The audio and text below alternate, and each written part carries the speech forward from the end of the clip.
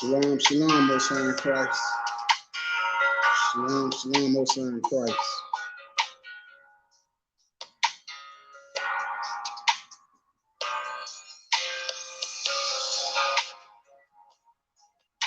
All right.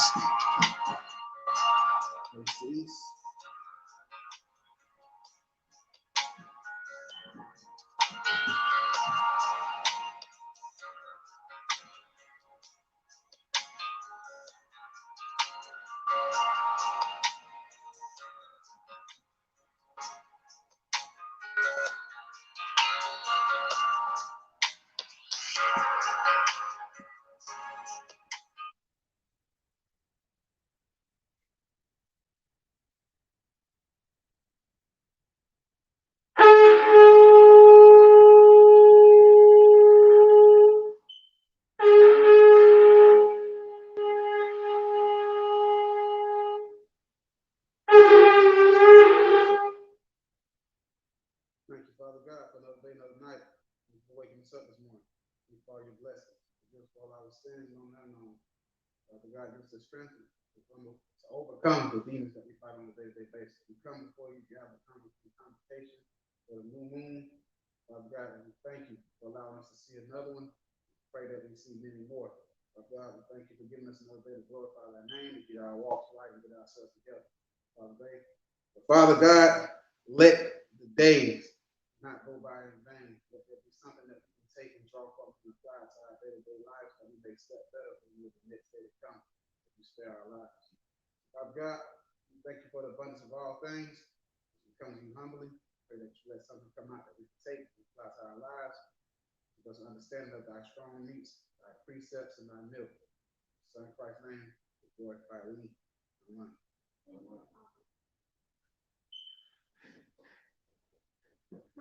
Shalom, shalom, happy new moon. Shalom, shalom, happy new moon. Lord to the Father. Come to you today on this new moon. Most of you who've been in this truth for a minute, you know what this is. So we're going to take a little different route today. It's not going to be that traditional new moon classes. We're going to talk about something else. All right. So it's titled Losing One / New Moon. In this walk, there's many things that will come. Many things that will come. Many things will come. But in the end, what shall conquer you in this walk? Meaning what? What shall cause you to fall out? Remember, the Lord said there's a battle that's set, and if you overcome, you shall reward. But if you be overcome, you shall see punishment. So, what will it be that will break you? Let's get that Romans real quick. I mean, you know what I want. Romans 15:3 first, and then jump it over to 8:35.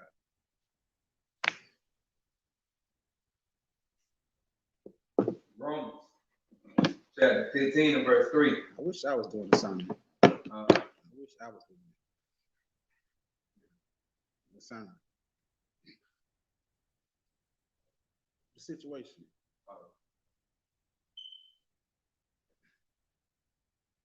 Romans, you did 15 and 3? Yeah. Romans chapter 15 and verse 3. Romans chapter 15 and verse 3. For even Christ pleased not himself, but as it is written, the reproaches of them that reproach these fell on me. All right. Go to 4. What I really wanted to like you. For whatsoever things were written aforetime were written for our learning. Right. Whatever things were written aforetime were written for our learning. it's all written. Everything that we may see on this walk, everything that we don't see on this walk, the things that may come, it is written already for our benefit. You know? That we, through patience and comfort of the scriptures, might have hope. That we might have hope when it's all said and done. We may have hope. All right. So now, as I said, it's many things that's gonna come on this walk. And losing one, losing two, losing three is a part of it. But what shall separate you from what? The love of Christ. Get Romans 8:35. Romans chapter 8 and verse 35. Who shall separate us from the love of Christ? Shall tribulation, or distress, or persecution, or famine, or nakedness, or peril, or sword? Or sword. Sword normally divides things. Sword also can be the tool of death. We're using this verse because shall it be losing one that calls you to separate? All right. So now, what we got to understand is we all look at losing one as in most cases we're gonna look at it from a selfish point of view. Look at it as, why did you take this from me? Why did you do this? Why is that? Well, what shall separate you? Because at the end of the day, get me 2 Ezra 8:47. Why? You know, that's a question that we ask a lot of times when we lose one. Why did you take this from me? Why did this person have to go? Why? You know, we look at it from those angles, right? But why? And normally it's because, well, we love this person. We didn't want to face this point of not being with this person, right? Most importantly, you start remembering conversations. You remember things that they told you, but that's later on.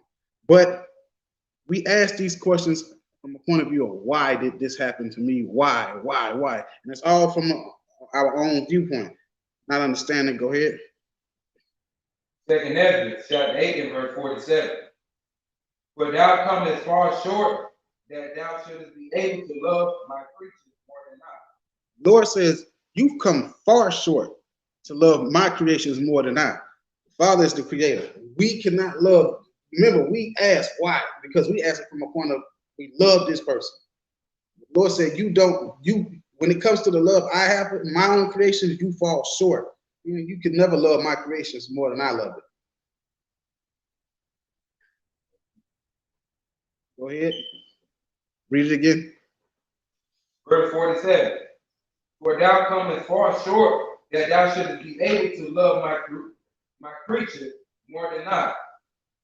But I have oftentimes drawn nigh unto thee, and unto it, but never to the unrighteous.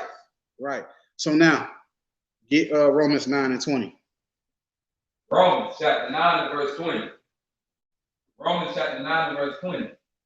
Nay, but O man, who art thou that repliest against God? The Lord is saying, who in the hell are you to question me? That replies against God, because we in the blink of an eye, we go to questioning what the hell God doing. Why did you do this?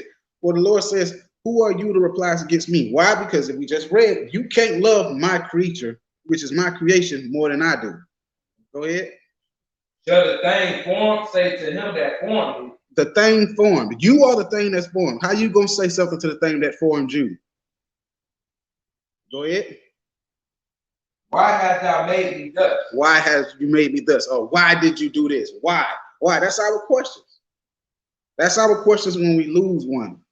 But we better remember in the midst of that the Lord already told us, you don't love my creation more than me.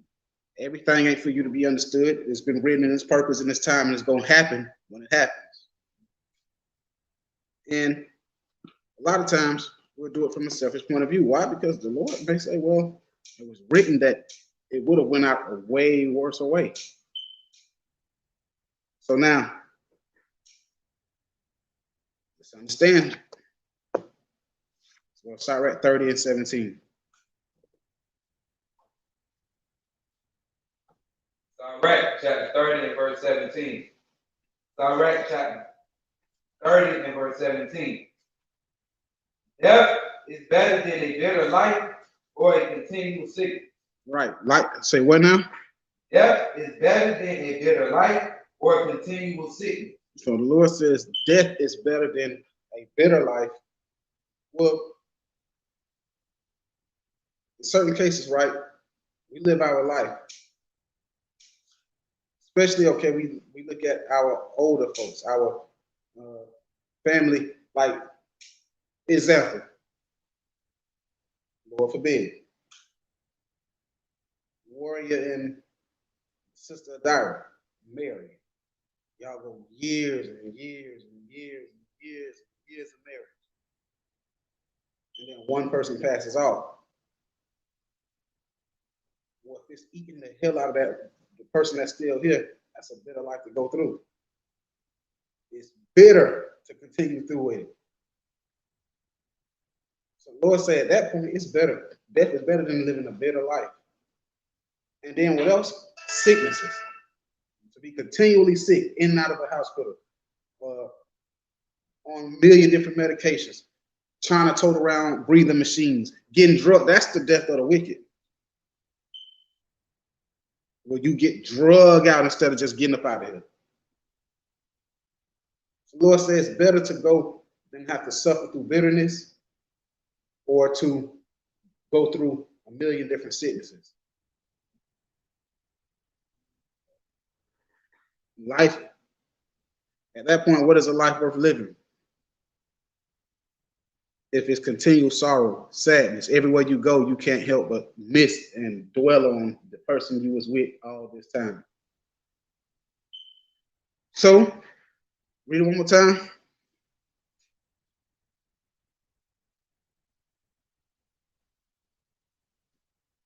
Verse 17.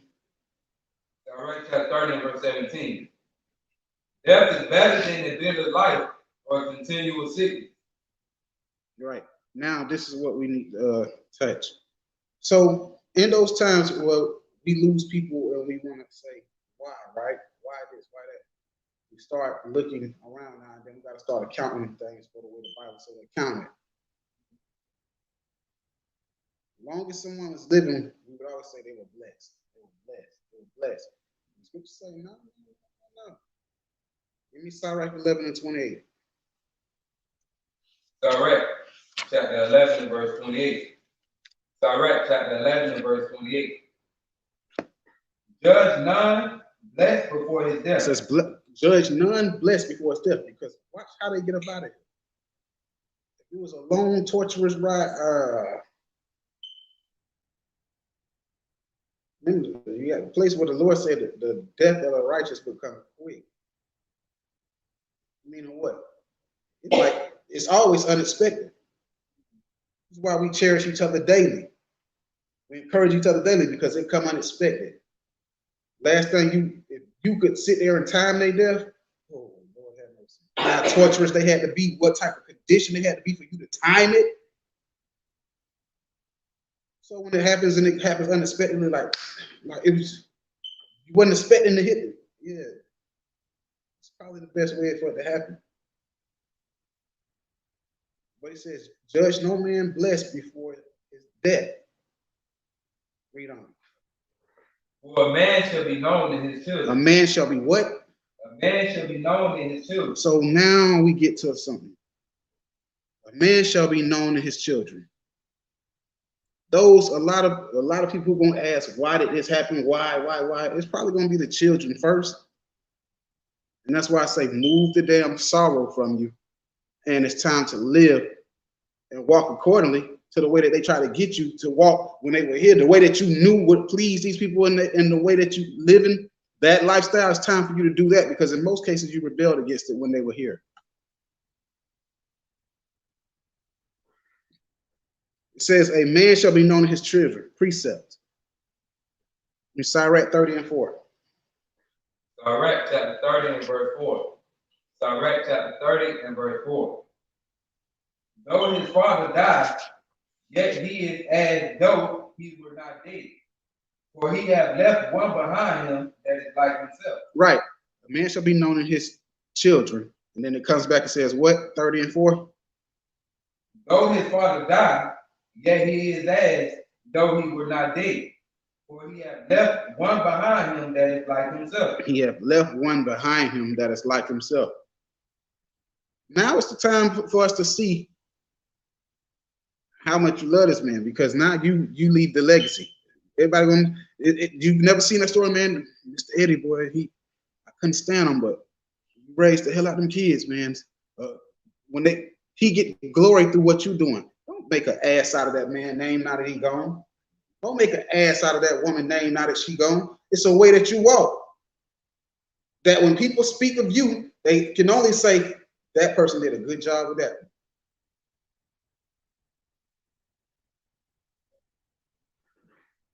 Let's go to Cyrex. Let's jump down to 30 and verse 21. Verse 21. Because now we getting down to the nitty-gritty of it. Now you're losing one. It is a way that you walk, but it's a way that you got to deal with this thing. Cyrex chapter 30 and verse 21. As a fact, yeah, go ahead real quick. Yeah. Cyrex chapter 30 and verse 21. Give not over thy mind to heaven. Right, don't give your mind over to heaviness. That's where you see what? They burden themselves, they tear, they crying, they sorrow.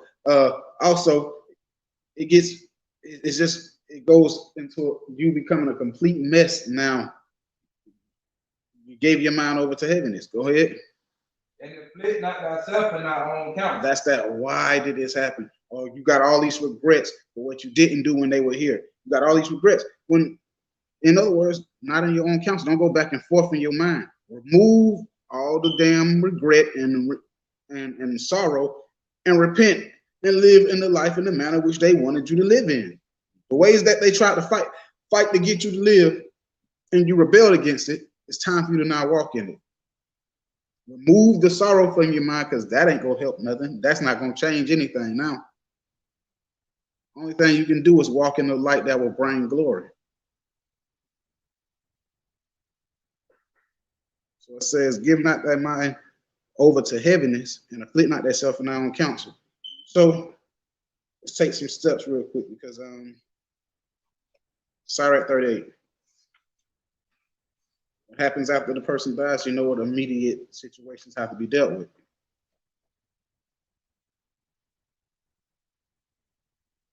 We're going to Cyrex 38. And we'll start at 16. Cyrex chapter 38 and verse 16. Cyrex chapter 38 and verse 16. My son, let tears fall down over the dead. Right. So the Lord says, let tears fall down over the dead. Meaning what? You're going to have the time. It's time to cry for the dead. Okay. You mourn. We understand. The Lord understands. It's not a selfish thing for you to cry, because we all got attached. We all got love. We don't want to see this person go, but it's not okay to get to the point where now you're applying against God as if he don't know what the hell he doing. But when he goes, cry for the dead. It's all right. Let it out. You got to get it out. Go ahead. And begin to lament. And begin to lament. Go ahead. As if thou hast suffered great harm thyself. That's where you see, get it out. You crying hard. You weeping bitterly. It's okay. Get it out. Go ahead. And then cover his body according to the custom. Then notice I said you weep bitterly for him. And then you start to handle the procedures that are necessary for what? Read on. And neglect not his burial. For his burial. You get the bitterness out, you weep that thing out, and then you instantly go to work on what's preparing him for the burial. Go ahead. Weep bitterly and make great moan. And use lamentation. Go ahead. As he is worthy. As he is worthy. We all gonna lose one. We all gonna lose two. We all gonna lose three. It's okay to cry bitterly, but make sure you don't neglect the burial things. Why does it have to tell us that? Because the Lord knows that Israel will turn into niggas. Now, that ain't my responsibility. That's your responsibility. That ain't my responsibility. Then it's all set in order. A great man leave an inheritance. A great man left things in the foundation. He set it up the way he wanted to go. He put it in the hands of somebody who gonna get the job done. Everybody else, play your part accordingly. Don't make it a confusion. Don't turn it into a family feud. Sit back and let the man chose who he wanted to handle his. That's what men do. They choose who they want to get the job done. Everybody else, put your part in where you need it at. Other than that, stay out the way. It says, bitter, you weep for them, and then you get their burial things handled. Go ahead. As he is worthy, and that a day or two. And do what? And do what? And that a day or two. And that a day or two. Go ahead. Lest thou be evil spoken of. Right now, the Lord has just told you what? You got a day or two. You granted it. You granted a day or two. This ain't something that you're supposed to be crying about forever. You got 2 days to get a bitterness up out of you. Go ahead. And then comfort thyself. And then do what? And then comfort thyself. Then it's time to start lifting thyself up. See, the Lord didn't give us a lot of time to sit back and mourn and weep and weep and mourn and mourn and weep and weep, because once you get into that pattern, it's unprofitable. What's going to happen is let's go to, hold that real quick. Let's go back to 30 and give me 24 real quick. Let me get that.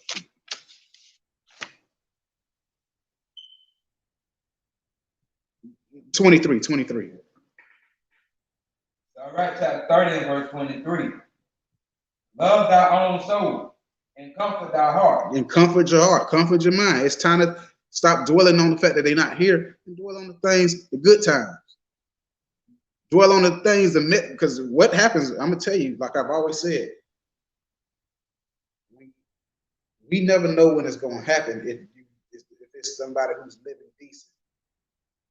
They're living accordingly. They at least living decent. They're not being tortured for hell. See what I'm saying? They're not going out like a hell on earth scenario. It's going to come and it's going to go. So here, when it says, comfort love thy own soul, comfort thy heart, remove, I ain't even get that right, but comfort your heart.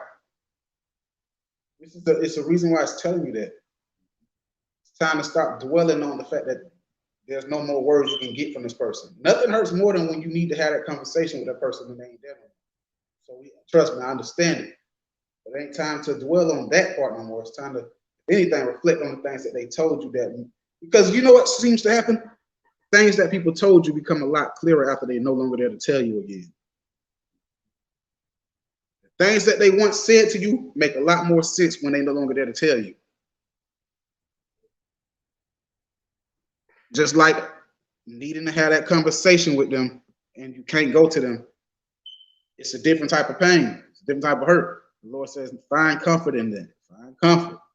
It's going to have to be the good memories. It's going to have to be, like for me, that I reflect on somebody's laugh. They laugh, I still have it in my head. And I think about stuff that I said that made them bust out laughing, and it brings a joy to me. It made me laugh. You got to find those things now. It's no longer about reflecting on the fact that they're not there to give it to you anymore. And the thing about a man's value is never worth. A man's value is never appreciated until he's gone. That's when you really. That's when most people realize the value of what that man was when he ain't here no more. So read it again. Love thy own soul and comfort thy heart. Remove sorrow far from thee. Remove sorrow far from thee. Go ahead. For sorrow hath killed many. It does what? For sorrow hath killed many. And that's what happens when we continue to rest in sorrow. Remember, you get 2 days. 2 days when you will be bitterly. 2 of them. And then it says, after that, remove sorrow far from you, because sorrow begins to kill people. Go ahead. And there's no profit therein. And there's no profit in what? Crying months, weeks, months, years. There's no profit in it, because at it, let's get what we was talking about earlier. Let's go to 2 Samuel. There's no profit in it. 2 Samuel chapter 12. We're gonna start at, I believe, 15. 2 Samuel chapter 12 verse 15. Yeah, I believe so, because you know. I ain't used to working this word. But what did it start with? Yep, there it is. 2 Samuel chapter 12 and verse 15. And Nathan departed unto his house, and the Lord struck the child that Uriah's wife bare unto David, and it was very sick. David therefore besought God for the child. And David fasted and went in, and lay all night upon the earth. And the elders of his house arose and went to them to raise him up from the earth, but he would not, neither did he eat bread with them. Right. So David has a child that's sick now. He's going through it basically. Crying, fasting, not eating. He's going through it while this child is still alive, but yet very sick. Go ahead. And it came to pass on the 7th day. Here's the point. Go ahead. That the child died. And the servants of David feared to tell him that the child was dead. So they're afraid to tell him because they know, oh, he's going to have a real breakdown. Now he already fasting, crying, and not eating. Now that the child dead, oh my God, they don't want to tell him. But here's the point. For they said, behold, while the child was yet alive, we spake unto him, and he would not hearken unto our voice. How will he then vex himself if we tell him that the child is dead? Right. So they have a counsel amongst themselves. What he gonna lose everything? He gonna lose it all now if we tell him that the child dead. He was already going through it while the child was yet fighting for life. Go ahead. But when David saw that his servants whispered, David perceived that the child was dead. Therefore David said unto his servants, is the child dead? And they said, he is dead. Then David arose from the earth and washed and anointed himself and changed his apparel. He came into the house of the Lord and worshiped. That's the point. When the child finally died, as in when we lose one, you get up, you anoint yourself, you come back to reality now. Why? Go ahead. Then he came to his own house, and when he required, they set bread before him, and he did eat. And then he began to eat again. Meaning what? What we're reading here is David went through all these things while this child was yet living but dying. And once the child was officially gone, David came back to life again. He began to live again. Same thing I'm telling you all. When you lose one, it's okay to bitterly mourn, weep, cry, but you got to get back to life. Go ahead. Then said his servants unto him, what thing is this that thou hast done? Thou didst fast and weep for the child while he was alive. Now here's the point. Remember, said there's no profit therein. What happened with David? What was David's answer? But when the child was dead, thou didst rise and eat bread. And he said, while the child was yet alive, I fasted and wept. For I said, who can tell whether God will be gracious to me that the child may live? But now he is dead. Wherefore should I fast? Can I bring him back again? I shall go to him, but he shall not return to me. Right. David gave you the point. There's going to be no profit in me continuing to fast, continuing to cry, because they are gone now.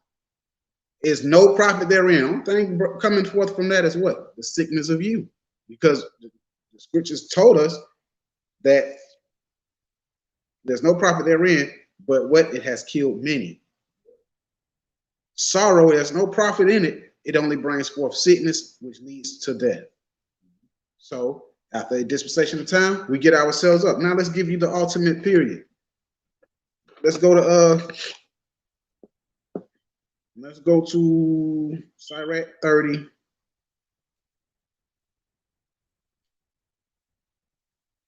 No. Cyrex 22. Cyrex 22, and we're going to pick up at 11. So here we read what? 2 days. Let's give you all out counting point now. Cyrex 22, 11. Cyrex chapter 22 and verse 11. Cyrex chapter 22 and verse 11. Weep for the dead. It says what? Weep for the dead. And once again, it's okay to cry for the dead. Go ahead.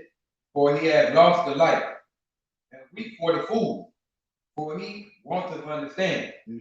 Make little weeping for the dead. Do what? Make little weeping for the dead. See, the Lord is very, very, very, very direct with these things. He says, make little weeping for the dead, because there's no profit therein.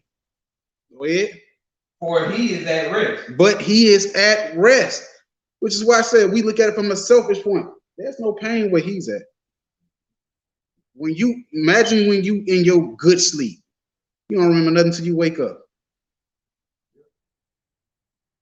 That's a good sleep. The only thing dying here is you. Read on. But the life of the fool is worse than death. The life of a fool is worse than death. Yeah, they stressing you the hell out. They're the ones killing you on earth. Running around here acting the fool, making everything complicated. Them the ones make it harder for you. The person who's gone is at rest now. You have no more worries for them. Go ahead. 7 days do man mourn for him that is dead. Say what? 7 days do man mourn for him that is dead. Now the Lord is giving you, you get 7 days. You get 7 days. You are granted 7 days. But for a fool and an ungodly man all the days of his life. Right, you're going to cry for him all the days of life. It's just fool. Them that leave us, the Lord says, we read 2 days, 2 days, 2 days. Then someone finally says, what? 7 days you get to mourn for the one who is dead. You get 7 days. You granted 7 days. But then life got to go on.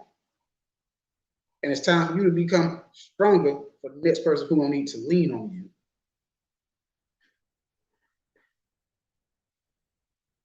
Let's go back to Cyrex 30. We want to pick up at 23. If I'm not mistaken. Let's start at 21 and run down it. Cyrex chapter 30 and verse 21.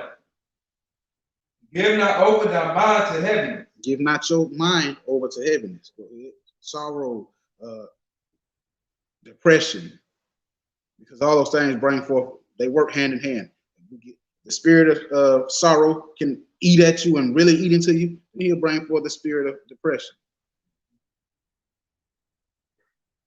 And afflict not thyself in thy own counsel. That's that going back and forth in your mind about it. That's that to the point where you start replying against the Most High. You start feeling like you love this person more than God did. Why did you have to take this from me? Why? Go ahead. The gladness of the heart. Or also, in your own mind, that's when these people were telling you things, trying to, you remember when these people, I always say that, especially when it comes to their children. Remember when they were trying to teach you these things, trying to tell you these things, and you rebelled against them, and you hated them for them, and you fought against them for it, and now they're gone. Now it eats at you. No longer, don't let it play down in your mind. Don't stop counseling in your own mind.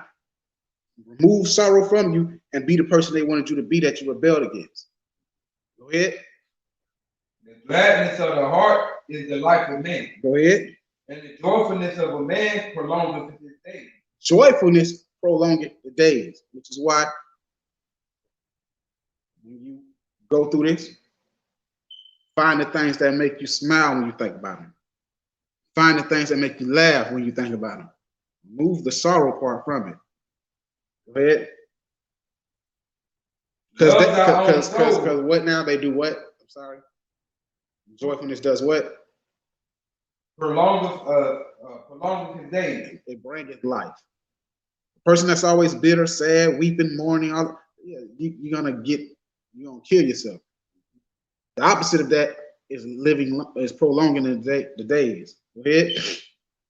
Love thy own soul and comfort thy heart. Remove the sorrow far from you, for sorrow hath killed many, and there is no profit therein.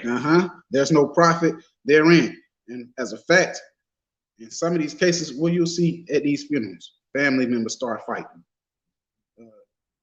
People start talking, as soon as the funeral ain't even over, and they already in the back talking about other family members. That comes with verse 24. Verse 24. Envy and wrath shorten the life. Envy and wrath gonna shorten the life. Go ahead. And carefulness bringeth age before the time. And worrying bringeth age before time. A cheerful and good heart. No, that's it. So now, let's go to. We saw how David dealt with it, right? The life of a fool is a little different. But the point that I wanted to show y'all was out of that was how do you have a time? You got a time to mourn, weep, cry bitterly. But after that, you got to get back to life. You got to remove sorrow from you and find joy again, find comfort. Look how the Most High dealt with another situation. Let's go to Leviticus 10.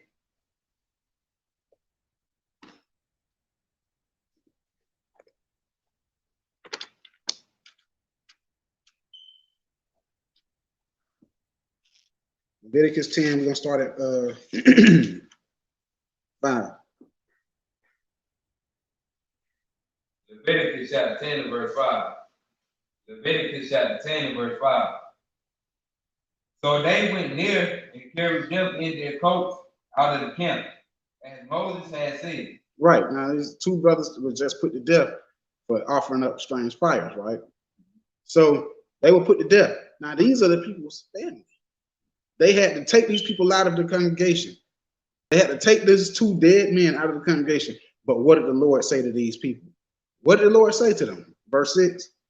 And Moses said unto Aaron, and unto Eleazar, and unto Ithamar, his sons, uncover not your heads, neither rend your clothes. He says, don't uncover your heads. That's where you see. Now remember, he's talking to them in a fashion where when you get to this place and it's time to hold these people a funeral or bury them, you can't, when he said don't uncover your head, out of emotions, some people do what? Snatch their hats off. That was a sign of being upset. He said, in this case, you better not do that. Don't move it. Don't take your head coverings off. Go ahead. Neither rend your clothes. He said, don't tear your clothes. When somebody's upset, you ever seen somebody get upset and they tear their garments up? He said, you're not allowed to do that. Go ahead. Lest ye die. He said, oh, what? Lest ye die. Uh-huh. And lest wrath come upon all the people. But let your brethren, the whole house of Israel, be well to burning, which the Lord hath given. Right. It's okay for everybody else to cry and do all of that. But you better not do it. Y'all better not do it. The point that I'm making here is those of you who are in this truth, those of you who know this truth, you're not allowed to do the same thing that everybody else is going to do. You have to exude a totally different type of strength. You have to exude a totally different type of strength. You're not allowed to do like the people in the world. It's going to be people. It's going to be people running out of the building. It's going to be people doing foolishness. Might even break out fighting. Who knows? You have to exude a totally different type of strength. It's okay for you to weep bitterly. It's okay for you to cry. But you cannot be like them. You got to be stronger. Same thing the Lord was telling to the priests here as they carrying out cousins and brothers. Don't you move your head cover. Don't you rip your garment. At least you die. Go ahead. And you cause destruction to come upon the rest of the people. Go ahead. And ye shall not go out from the door of the tabernacle. You know what that's talking about? You should not go out from the door of the tabernacle. That's when the frustration, you're going to see people with emotions running out of the door because they in tears, they in sorrow. You got to exalt a totally different type of strength. You can't run out the door. They couldn't run out the door. Go ahead. Of the congregation, lest ye die. Lest ye die. Go ahead. For the anointed oil of the Lord is upon you. You are an Israelite who knows the truth. You are not allowed to conduct yourself like that. You have to exude a totally different level of strength now. And they did according to the word of Moses. And they did what? According to the word of Moses. And that's how I expect our brothers and sisters to act, with a level of strength. Why? Because we suffer it.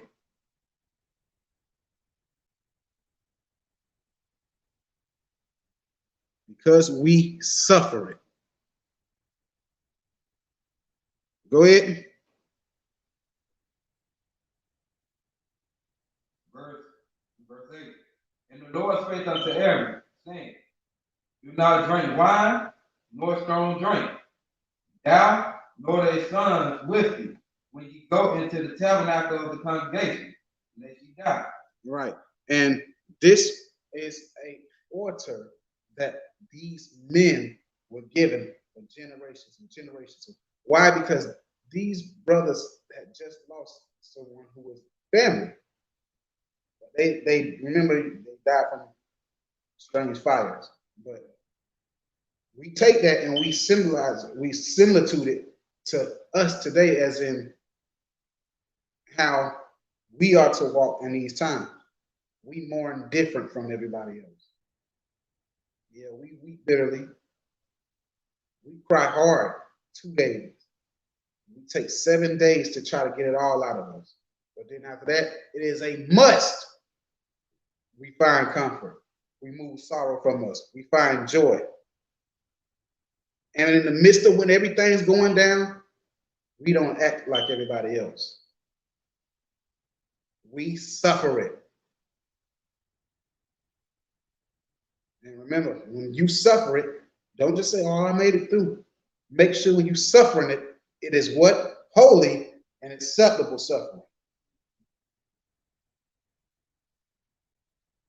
Now, I'm not telling you, brothers and sisters, when the thing goes down, you can't have your drink. But don't be like everybody else. You can't get wasted.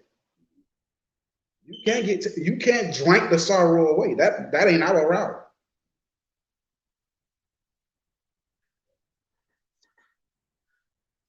All right, so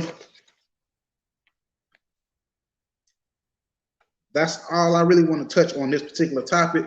We got what happened?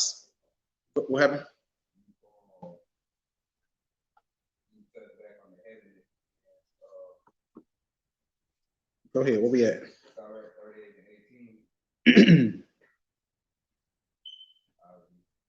Cyrex chapter 38 and verse 18. I left the verse out. Salaki, go ahead. You good. For if heaviness cometh death, and the heaviness of the heart breaketh strength. You want it or you want me to do it? Read it one more time. For if heaviness cometh death. For if heaviness cometh death. That's that sad sorrow, depression. It bringeth forth nothing but death. That's why after a certain dispensation of time, remember, you got 2 to 7 days. And then you get back to life. Because outside of that, now it becomes bitterness. It becomes, it starts to lead into other things that bring forth nothing but sickness. And sickness bringeth forth nothing but what? Yeah. And the heaviness of the heart breaketh strength. And the heaviness of the heart breaketh strength. That's where you start seeing people, think about this. The sadder and the downer somebody gets on themselves, the more and more likely they are to start breaking commandments. They start caring less.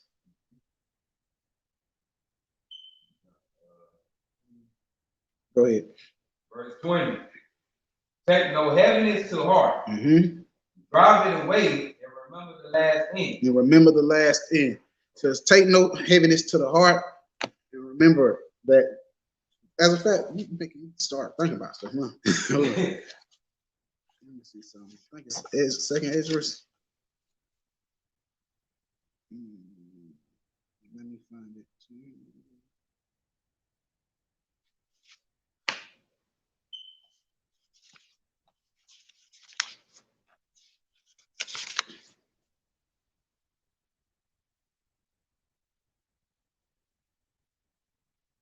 What is it first? Let me see.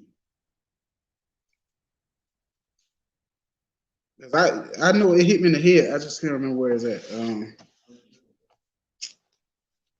Move from the it says move from the burdens of man.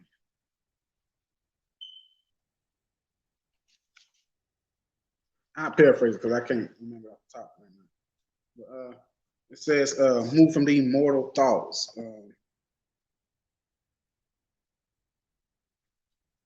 Is it 10 and 34 something like that? I'm trying to think. That's what keep hitting my head, but I'm not sure if that's it. Yeah, because first don't got that many verses.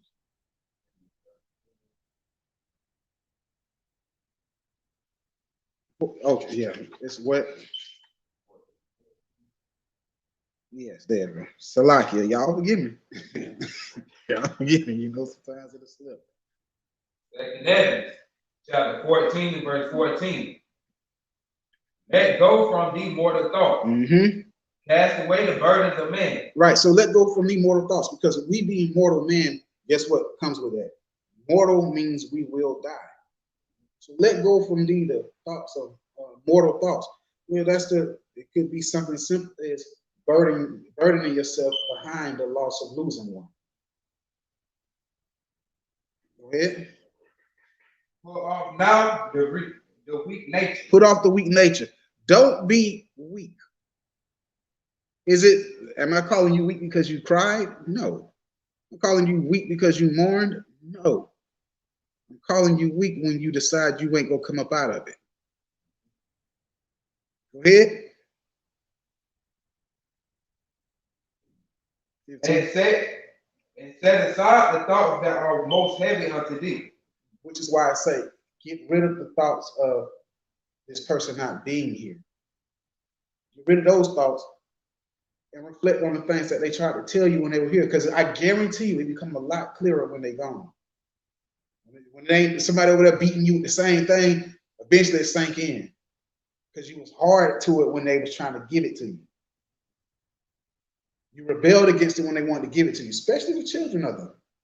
The children of the people that leave, they get ate up the most because they're the ones who are probably the most rebellious towards it.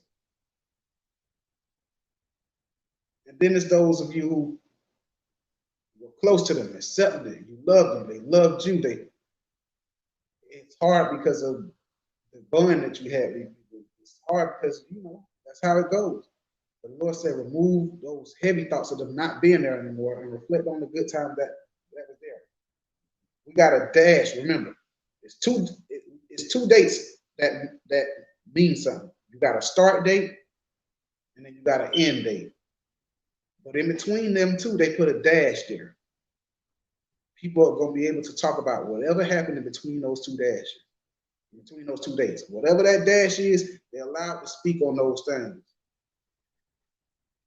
They're allowed to speak on those things.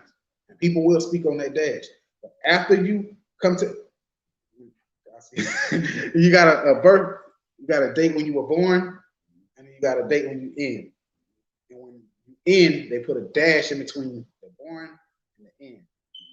People can speak on what's in between that dash. But after they get that second date, you can speak no longer on anything going on. You can only reflect on what happened between that dash. So what you need to do is forget about that second date and only reflect on the things that was happening in between. And move away the sorrow and think about the good. Reflect on, like I told you, I got somebody that I think about, and I think about their crazy laugh. They crazy laugh. And what I like how to do is think about the things that I did to get that crazy laugh about me. And that makes it a better thought for me. All right? No, I'm good over here. I'll go back to Cyrex chapter 38. Pick that up at verse 21. Go ahead. It says, forget it not, for there is no turning again. Thou shalt not do him good, but hurt thyself. Remember my judgment, for thine also shall be so.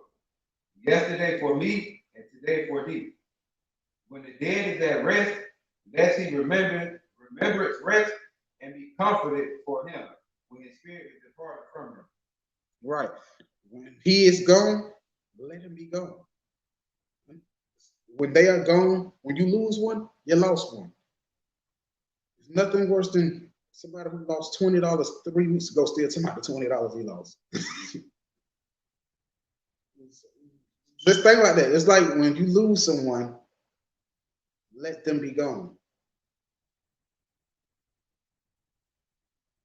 Don't be the person walk around 3 weeks later talking about, man, I lost that $20, man. That $20 that I lost. You lost $20 about 3 weeks ago. So when they depart, man, they are gone. If you ain't got good memories, then let it just die all out. You got good memories for a reason. You got the things they told you for a reason. Those things stick near to you, make it count. The things that they told you, the person you know that they wanted you to be, make it count. You walk around here, make it count. Don't let everything they did be marked in shame because you as their child, you as their grandchild, you as this went out here and lived the ass. And only thing people remember when they do think, if they do know this person, the only thing they think is that's what he raised.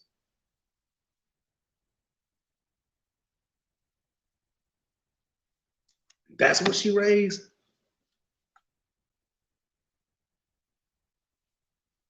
All right. So that's our life. That's how we have to deal with these situations. It's no longer about what we want. It's about the reality that we live. And the reality that we live is that life must go on. The things that they told us, things that they tried to teach us, the things that we didn't understand, it'll all start to make sense. And that's, I'm telling you, that's when it hurts. That's when it start hitting. When the things that they were trying to tell you start making sense. And you can't go back and explain to them how you understand it now.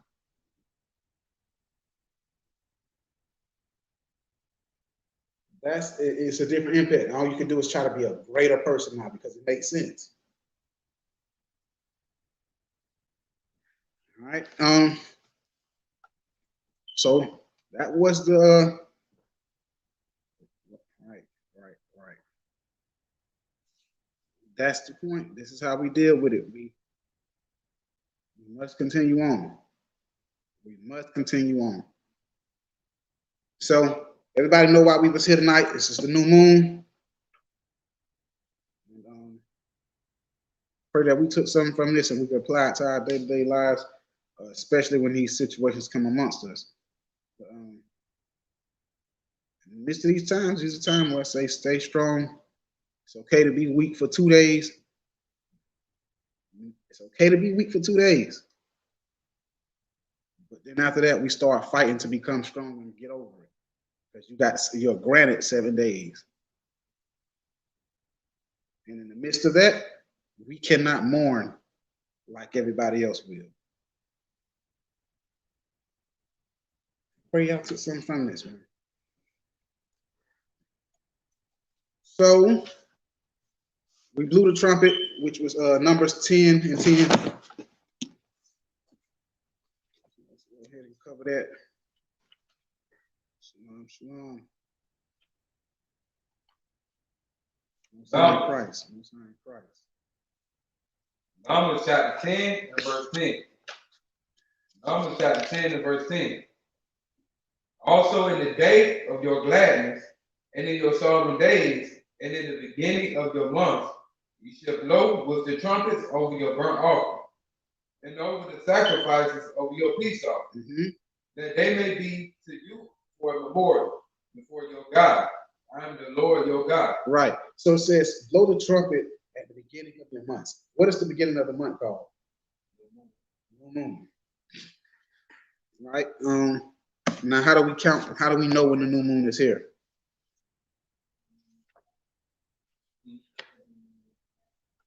Correct. That lets us know that what new month is becoming.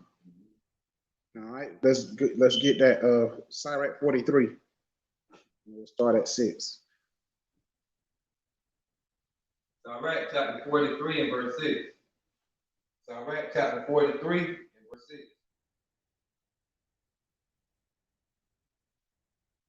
He made the moon also to serve in her season for a declaration of time and a sign of the world. Right. So the moon is a declaration of times. Declaration of times is how we tell the times. Go ahead. From the moon is the sign of feast, a light that increaseth in her perfection. Because it was explained a certain way and they took shots about it, but new moon, when we see a full moon, normally, notice I said that the moon is a sign of feast. When Passover is here, there's a full moon. And that light decreases. But what day is Passover in the month? So that's halfway through the month. Then it decreases. And once it decreases, there's no more light. Then what is that? That's the end of 1 month. Bingo. So yes, they're right. There is a light that decreases. Go ahead. The month is called after her name. We get the word month from the word moon. It was derived from the moon. Go ahead. Increasing wonderfully in her change. And it increases wonderfully in her changing. So the moon has phases that it goes through. You'll see nothing there. That's the beginning. Then it starts to grow. It starts to grow. And it starts to grow. That's just like someone who has a child. That stomach be flat as an ironing board at first. And then it starts to grow. And it starts to grow. And it starts to grow. And it starts to grow. And eventually, baby comes. Well, the baby starts and the baby knows absolutely nothing. Just, eat you with your little baby. And then what happens? The baby starts to grow. And it starts to grow. And it starts to. How in the hell are we having people fight with us about us seeing the moon grow full and then saying that's new? That's like this full-grown ass person walking in here saying, I'm a newborn baby. I'm new. No, you grew into that. Just the same as when we see no light, and it starts to grow, and it starts to grow, and it starts to grow, and it hits full stride when halfway through the month. Coincidentally, most feast days fall at that time. And then it starts to decrease. So what? Let us know that that month is coming to an end, coming to an end, coming to an end. And then eventually it's black. That's the end of that month. It's time to start another one. It starts to grow again. The cycle just keeps going. So by the moon, we keep up with the months that we are in. All right. Now, the new moon is a special day. Why? It's like, let's go to, I think that's what, 45? Was it 48? 46, 46, it's 46, I believe. I don't remember. let me look real quick. I'm just calling stuff out. You don't call every book in the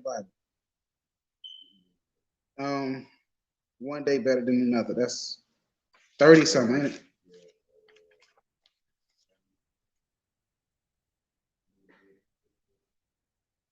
Like 30.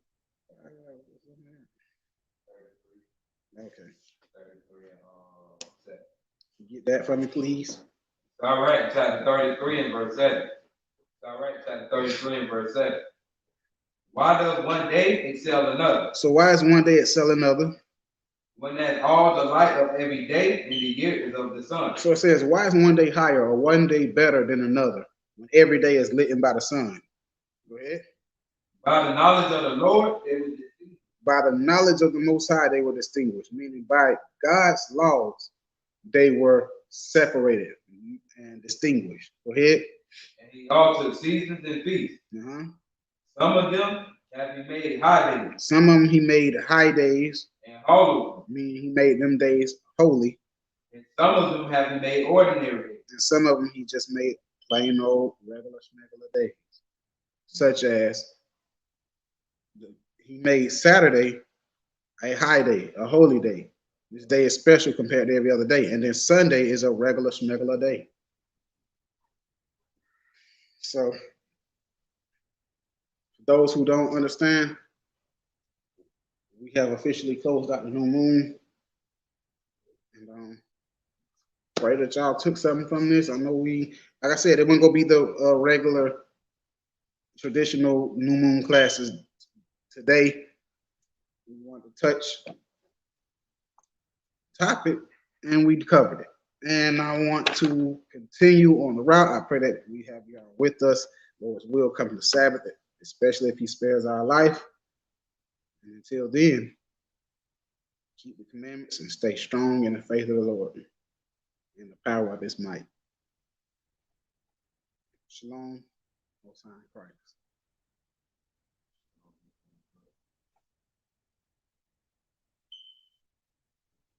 Shalom, Most High in Christ. Shalom, Most High in Christ.